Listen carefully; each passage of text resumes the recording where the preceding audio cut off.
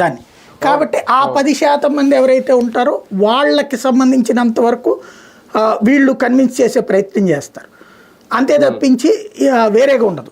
ఇక్కడ తెలుగుదేశం ఆ విషయంలో వీళ్ళు ముందే అభ్యర్థులు దాదాపుగా 4-5 నెలల ముందే చెప్పేశారు కదా. ఆలపాటి రాజా కానీ అవతల పక్కన గోదావరి జిల్లాది కానీ ఆ ఇద్దరూ కూడా అప్పటి నుంచి ఈ లిస్ట్ దగ్గర పెట్టుకుని లోకల్గా ఉన్నటువంటి తెలుగుదేశం ముందే చెప్పేశారు. లోకేష్ ఆయన ఒక ఇది తయారు చేశారు, ప్రిపరేషన్ ప్లాన్ చార్ట్.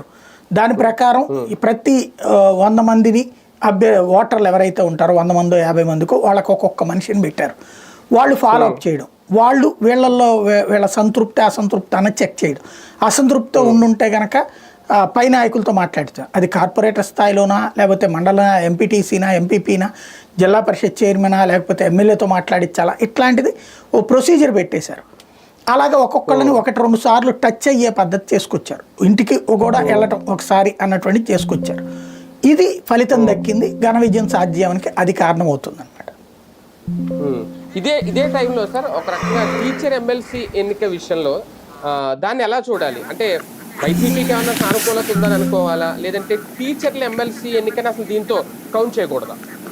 వాస్తవంగా టీచర్ ఎమ్మెల్సీ ఇంతకుముందు నేను చెప్పినట్టు 2023లో అయితే కనుక డైరెక్ట్గా అభ్యర్థులుగా ప్రకటించింది వైసీపీ. ఈ దఫా పోటీ చేయలేదు.